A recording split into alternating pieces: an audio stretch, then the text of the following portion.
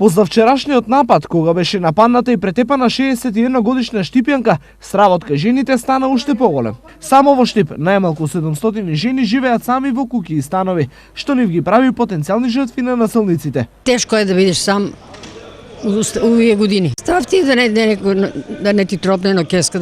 Многу насилници има. Тоа е прекомерно. Не е било вакво време никогаш. Имат млади што напаѓаат ке мене гори, ме напаѓаат сама. Цело време сме под клуч. Се по стресови, качувате се притисок, они гали. Секаде треба се внимава. Многу лошо, не знам.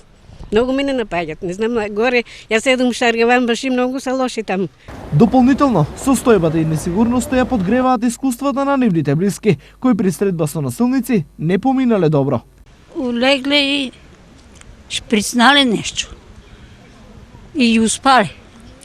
И се ја обрнале, да не осетат фиоките, ги обрнале, се земале. Златни работи, што имало кутички, се.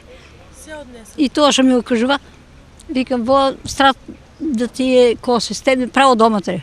Знаат како да улезат, те на жената, се заклучено, улегле у купателото преко джамчето. Има такви како на школа да се одили за тие работи. Статистиката покажува дека децата над 60 годишна возраст кои живеат сами се најчести жртви на насилство.